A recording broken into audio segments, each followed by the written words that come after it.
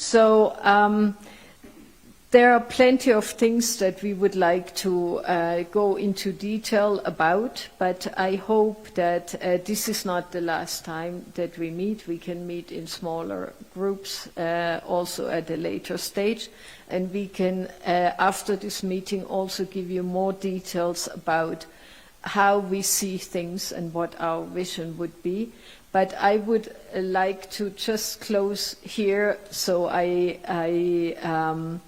I said before, our interest is to have a free-flowing question and answer session rather than prepared speeches. So thank you very much. The fact that so many ambassadors came this morning shows our keen interest in Kenya. We take this very seriously. We also take the elections very seriously. And we really do hope that everybody takes their responsibility here, because as I said before, Kenya is a stable rock in turbid waters, and we want to keep it like that. Thank you.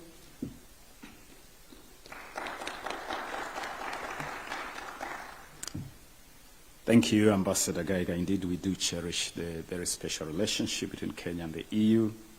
Besides the development cooperation, the EU has been a key ally for this country. I do recall at the time when I served as the Minister of Foreign Affairs, the EU was very supportive of Kenya's bid to sit on the UN Security Council. And even during the month of October, when Kenya was president of the EU Security Council, again, the EU was very supportive. And so we acknowledge that support. You have continued to be a partner, even on regional peace and security initiatives like AMISOM. And we know that EU continues to be a key actor in our efforts to help stabilize this region. And indeed, our presidential candidate has been very engaged, and our whole team also continues to be very engaged. On February 15 this year, our presidential candidate actually had a very substantive engagement with the European Business Council that delved deep into issues of a business environment. And we have also had occasion to meet the exploratory mission for observation of the elections. Let me now take this opportunity to invite His Excellency, Dr. William Ruto, Deputy President and our presidential candidate. And at the conclusion of his remarks, we will have that open interaction. You're welcome, Your Excellency. Thank you very much, Ababu Namwamba. Your Excellency, the leader of this delegation, Your Excellency, ambassadors, members of the Kenya Kwanza team. First, let me welcome all of us to this morning breakfast at this residence. It's commonly known as the Hustler's Mansion. It was labeled by the press, so I decided to adopt it. Anyway, it's not a bad name. So, welcome. I understand very well that this is supposed to be an interactive session where we can all participate rather than a session to make speeches. But just allow me to say a few things. One, we appreciate the place of the EU in the relationship we have with partners. The EU, as has been said here, is the largest trading partner of Kenya. That's not a small thing. We value that status, and therefore engagement with our largest trading partner is important to us as Kenya Kwanza and as Kenyans. Number two, you are our second largest market. Again, that is very important to us. Even in our focus on the economy, market is a big thing. And therefore, we believe an engagement with you is an engagement in the right direction. And then number three, the EU is also the second largest development partner for Kenya outside the World Bank. Therefore, again, that places the EU in a very pivotal place. Having said that, let me let you know that from Kenya Kwanza, you wouldn't experience a major shift in our relationship. Because I have been part and parcel of the administration that is outgoing, and therefore I understand full well many of the engagements that we've had, the new Kenya-EU strategic dialogue that now gives us a framework for the relationship going all the way to 2027. And we appreciate that that became necessary because of the strategic nature of our relationship. And as has been said ably by the leader of this delegation, the position of Kenya in this region and globally. We will seek to step up, conclude the economic partnership agreement. I know there are still some pending issues. We will work with you. I have been engaged in different ways in trying to conclude that relationship. We know there are little outstanding issues. We will work with you to make sure that that is concluded, and especially in the context of the admission of the DRC into EAC. So that gives us expanded opportunity, even for the EU. It is, I think it's a development in the right direction. Kenya will also be looking at opportunities, of course, provided for by the Africa Continental Free Trade Area.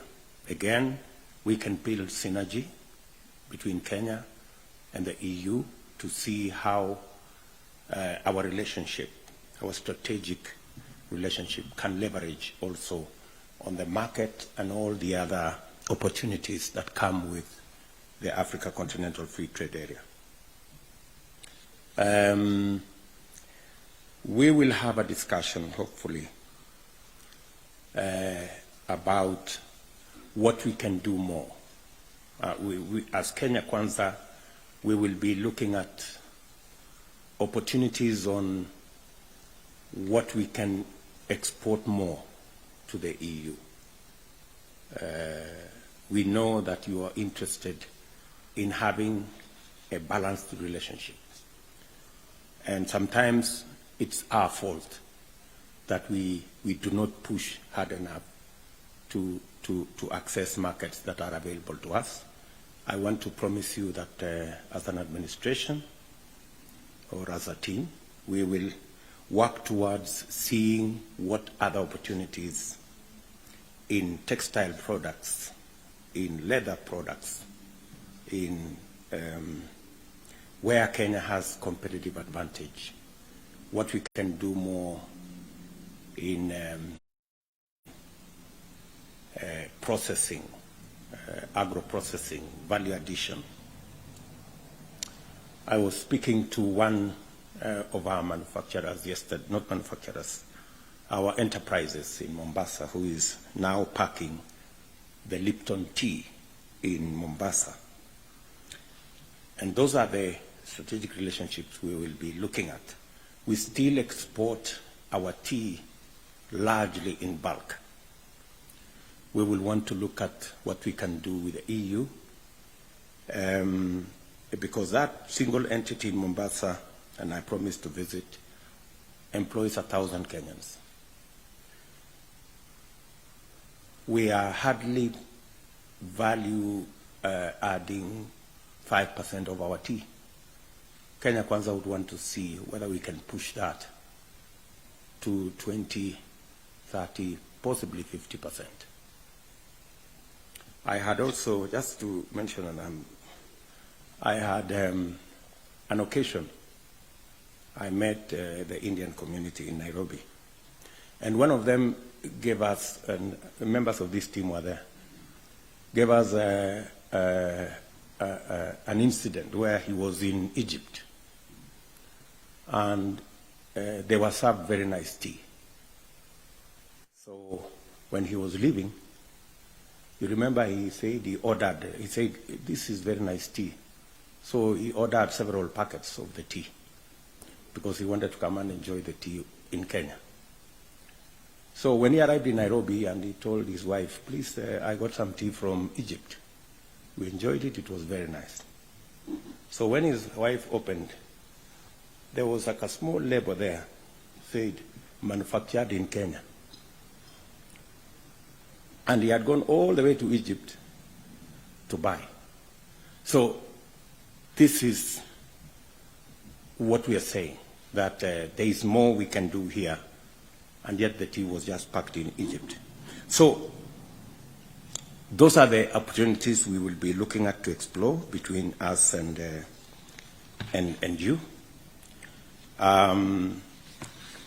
We are looking at working with you on our regional security. Kenya, sitting in the Security Council, is a very pivotal place. But you all know we live in a very slippery neighborhood because of terrorism and the whole challenge around insecurity. We will work with you to see what we can do more with IGAD, with ICGLR, and see what we can do in Somalia, in Sudan, South Sudan, and even Ethiopia, because we want to live in a safe neighborhood. It is undermining our growth as a country. We will also want to work with you because the issue of climate change is beginning to hurt us. For 3 years consecutive, we haven't had consistent rains. This year, we're just crossing our fingers because we have a challenge even as we talk. So again, these are areas where we will want to work together to see whether what we can do more, what we can do better, to see how we can mitigate that.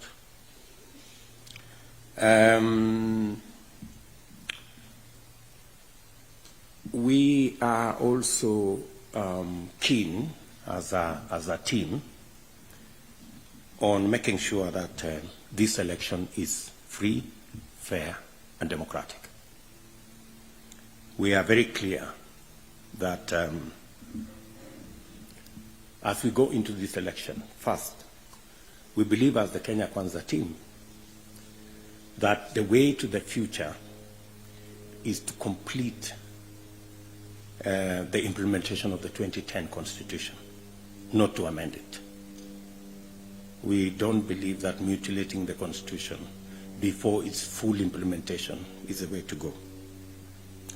We believe that we should operationalize all the institutions already provided in the 2010 Constitution. We believe, for example, that we should operationalize the judiciary fund and make the judiciary that much more independent and efficient. That's very critical to us. We believe that the criminal justice operators should have financial autonomy. As it is today, though the Constitution says the Inspector General of Police should have financial autonomy, it does not have. It is still subject to the office of the President. And we all know the old saying that he who pays the piper calls the tune.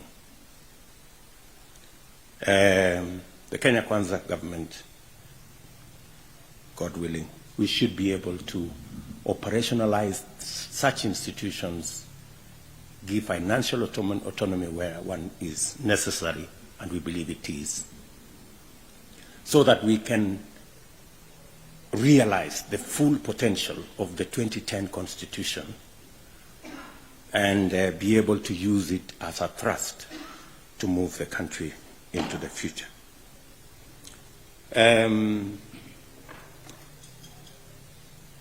We are also very keen on ensuring that the big subject of gender is addressed as we go into the future. As a team, first we have undertaken that though the Constitution says 30% of all positions, elective and appointive, must go to women, for a start, we want to start with 50% of our cabinet to be women. And we want to progress that. We want to progress that and see how we can realize the 2/3 gender rule within our first year, by God's grace, in government. As things stand today, Kenya Kwanza has the largest number of women candidates compared to all our competitors.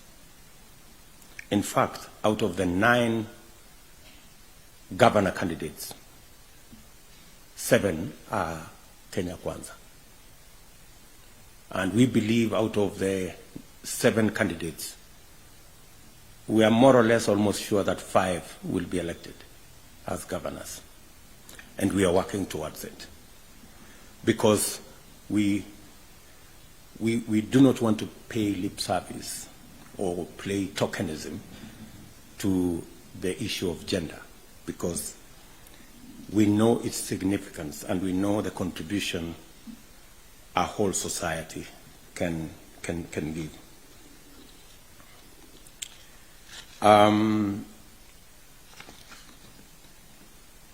The question of integrity is of very high premium and significance to Kenya Kwanza.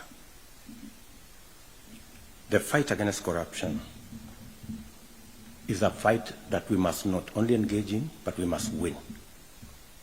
It's the only way to the future.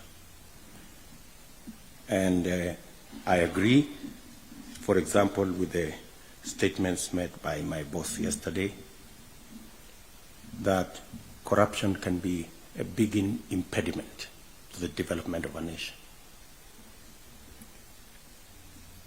We believe as Kenya Kwanza that the fight against corruption must be institutionalized and not personalized. It must be a fight against criminals from all shapes.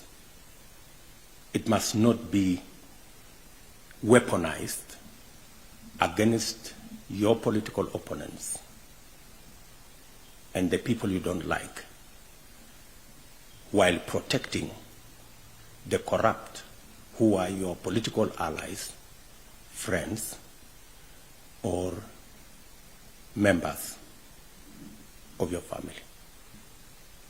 We are very clear in our minds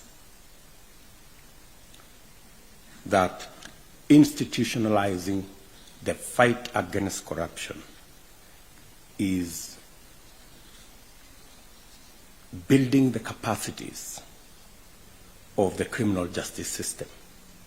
And we are very clear as Kenya Kwanza that we need a financially independent judiciary. That's why we will operationalize the judiciary fund that will give resources to the judiciary to access software, hardware, human capital. As we talk, there is a huge gap of judges and magistrates that needs to be hired to expedite cases that now take anywhere between 5 and 15 years. You remember there was a case that was decided after 17 years by Kidongo the other day. And it is said justice delayed is justice denied. So our firm position as Kenya Kwanza is that the failure to fight corruption is when you undermine the institutions, the criminal justice system, by restricting their financial autonomy and by weaponizing the fight against corruption to be a fight against your political competitors. That is how, for example, the COVID billionaires escaped because they were friends of the people who say they want to fight corruption.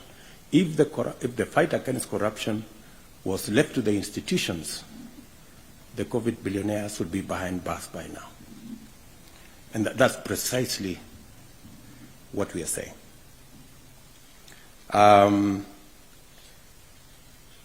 We have taken the position that that fight should go all the way, and we should remove all opaque areas of procurement. We believe, for example, there must be a mechanism that ensures that Kenyans get value for money, even in procurement of some items classified as secret, confidential, security, that kind of thing. A lot is stolen under the cover of secrecy, security, confidentiality. That's how the public loses money. We also believe, as Kenya Kwanza, as I conclude, that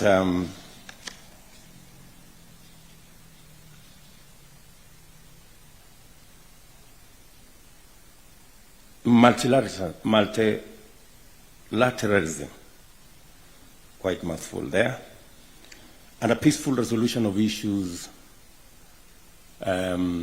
is the way to go. I think the case in Ukraine is becoming increasingly clear that it's no longer possible for any part of the world to bury their heads in the sand when a situation like that occurs, because we all find ourselves, one way or another, affected. And therefore, we must continue to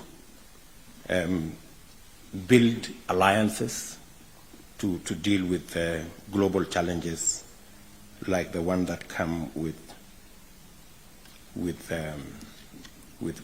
threats like the one we've seen in Ukraine. Finally, and let me just, Professor David Ndii is a very knowledgeable economist, but I am a scientist myself, and therefore I'm not as complicated as David Ndii. Science is very straightforward. So let me just try and paraphrase what he was trying to say. We have a 10-point plan as Kenya Kwanza, ably elaborated by our good friend David Ndii. And I want to thank members of our economic team, the representatives who are here. We have a bigger team than you have seen. David Ndii is a renowned economist. Our good brother, Professor Njuguna Ndung'u, he was our governor of the central bank.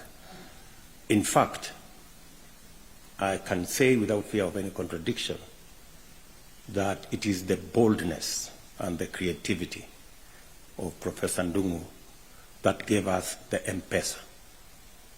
No other governor would have allowed the licensing of that instrument, because many people never believed in the risk that came with M-Pesa. But because of his boldness and creativity, I must say, In fact, when he licensed M-Pesa, many people were wondering whether he had made the right decision. But today, M-Pesa is a phenomenon associated with the whole digital financial space. So again, that is the gentleman behind that initiative, and he's brought a lot of insight into our economic team. The bottom-up economic model is not a model that promotes bottom versus up. It is bottom up. It's not bottom versus up. You know, there is a big push by our competitors that we are trying to promote a bottom versus up. It's not bottom versus up, it's bottom up. And from where I sit as a leader in Kenya, there are 3, 4, 5 issues that we must sort out. I'm happy His Excellency the President enumerated the 6 or 7 big push areas that we started with in 2013, from the construction of the railway to our development of roads around the country, the 10,000, which has become 11,000, the electricity connections, matters to do with NHIF. But what did not come out is the big 4, because the handshake completely annihilated the big 4. That's why there was no mention of the big 4 yesterday. Much as there was an attempt to explain that the handshake maybe helped finalize our first-term plan, but the handshake completely undermined our big 4. And it was a very well thought out plan. And we have crafted a new plan to take into account some of the things that were never implemented because of the confusion that arose because of the handshake stories. One of them is the huge challenge that we have as a country of the youth bulge and unemployment. Our own statistics show that we have between 4 and 5 million Kenyans who have no jobs, educated, certificates, diplomas, degrees. And the Kenya Kwanza team wants to be practical, pragmatic, and deliberate. Practical, pragmatic, and deliberate about creating jobs. It's not enough for us to continue to say we will grow the economy and the economy possibly could grow jobs. No. We want to be deliberate about creating jobs. And our investment going into the future is in labor-intensive infrastructure. We are going to be deliberate about investing in areas that will create jobs. Let me give you an example. We invested in a gun assembly factory in Ruto. We spent 4 billion Kenya shillings. Good piece of investment, but we created 100 jobs. If we had put that 4 billion shillings in the EPZ, we would have created 5,000 jobs. Same amount of money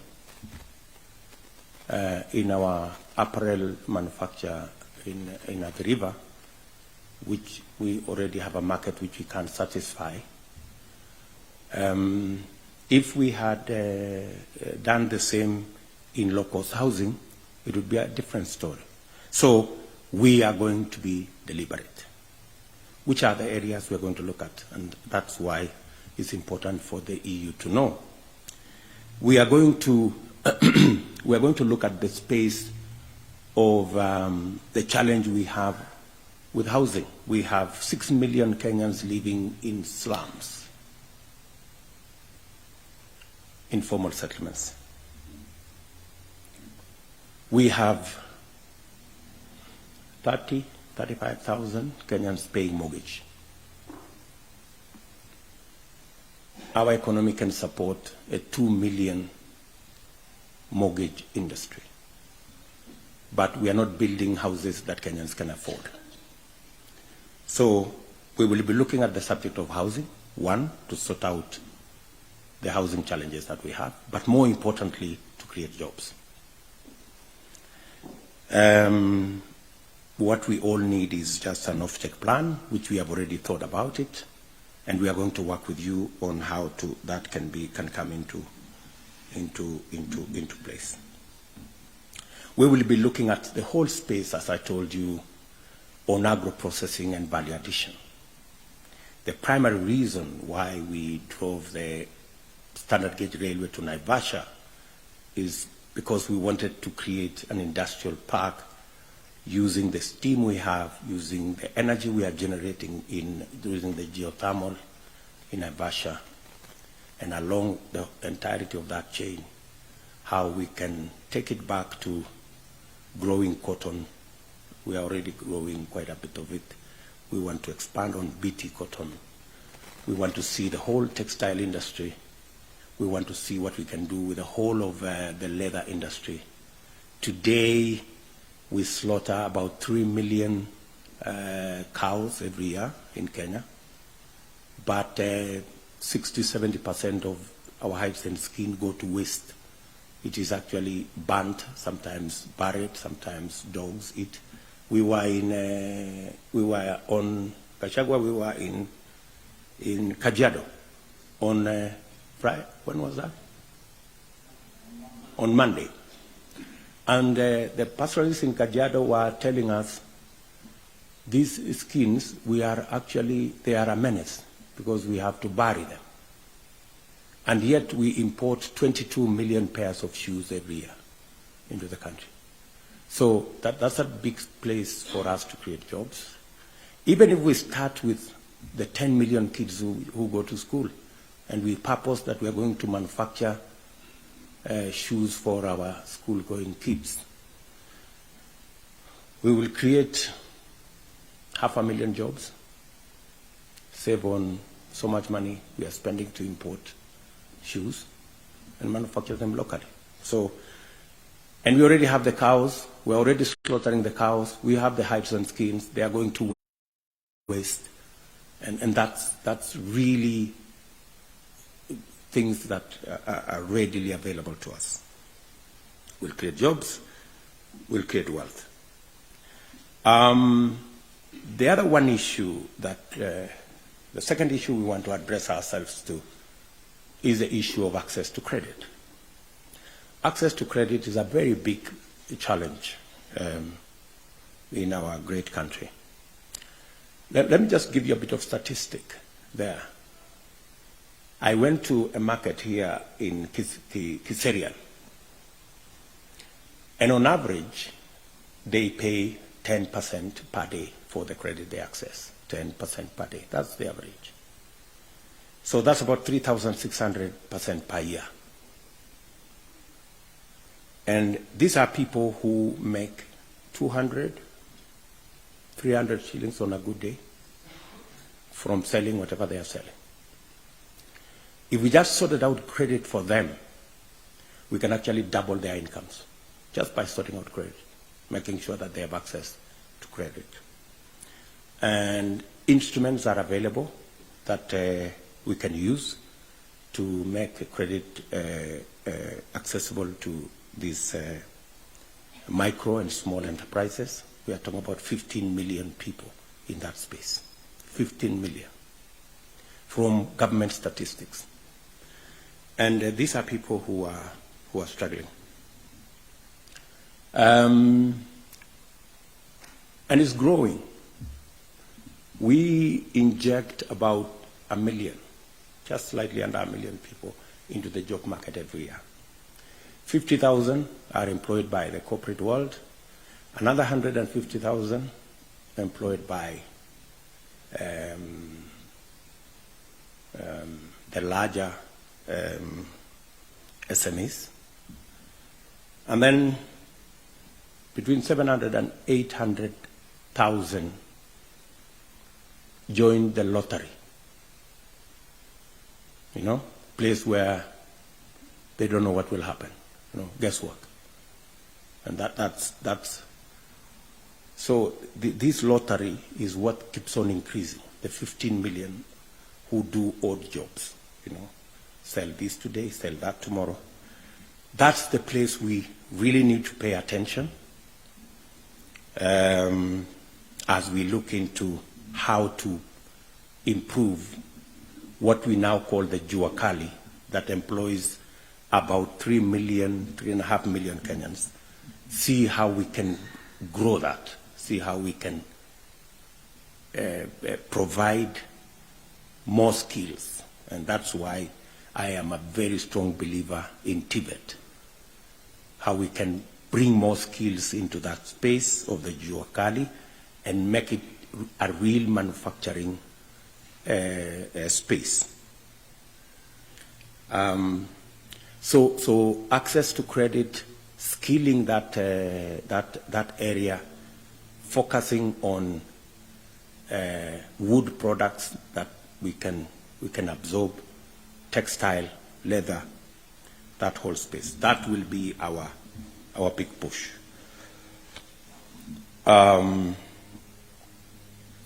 We believe that in that space we will not only create jobs, but we will create wealth.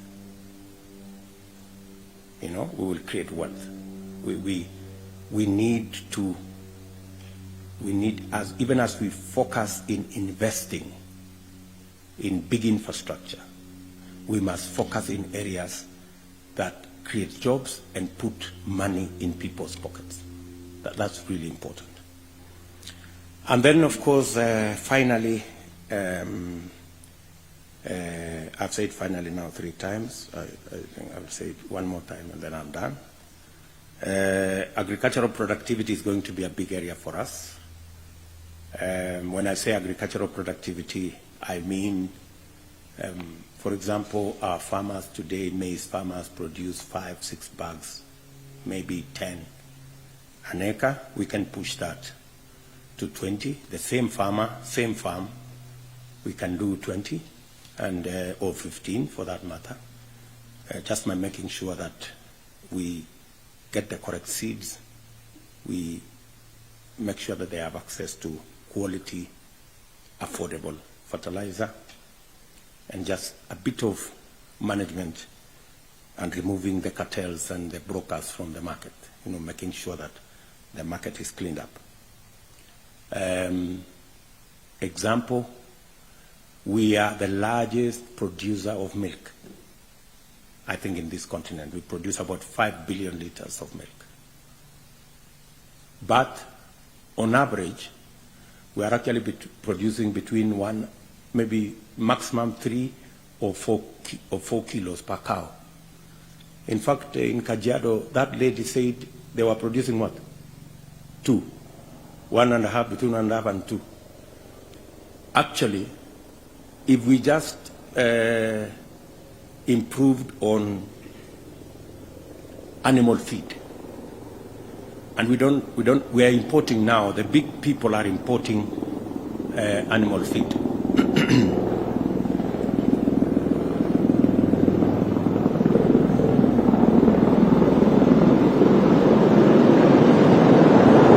So I was saying we produce 5 billion liters. We can actually double our production of milk without much effort. Same cow, same farmer, just making sure that they have access to animal feed.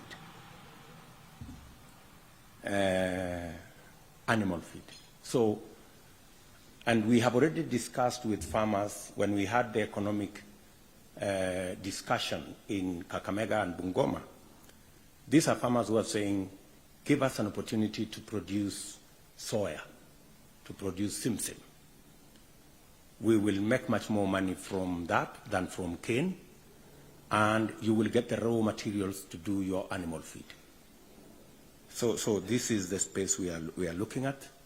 And if we can improve our cow producing 2 liters and make it produce 5 liters, we will double our production of milk. And even if we sold it at the lowest price, we can make another 150 billion shillings into our foreign exchange earnings. Instead of, I'm happy we are not, instead of many of our neighbors in DRC importing milk from Australia, I think from Kenya is much more near. You can take the milk there and all the other places. So this is what I wanted finally to say, and Dee has said clearly that we are going to work on universal health. Universal health is going to be a very big push for us. We believe that it's doable, and if we can structure it, we can get it done. We are looking at working with you on finally the space on investing in climate, seeing what we can do in that space of climate, especially that it affects our agriculture, which contributes significantly to our GDP. I know I've spoken longer than I should, but I thought it is important. In the community I come from, they say, if you want to fight with somebody, you don't tell them, let's look for a good place to fight. Where you meet them, you square it out. So maybe we have been looking for an opportunity to share this with you. Maybe this was not the correct moment. But since we found it anyway, we decided. So thank you very much.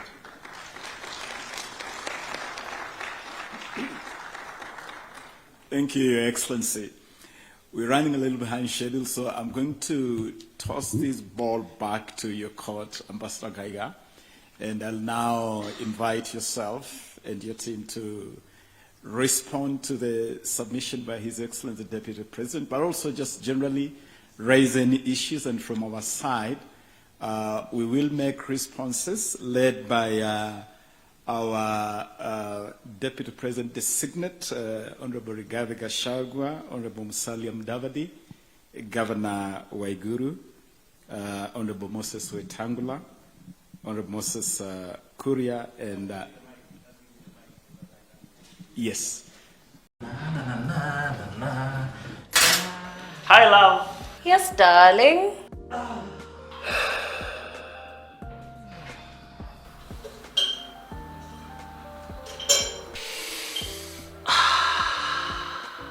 Let me guess. Coffee?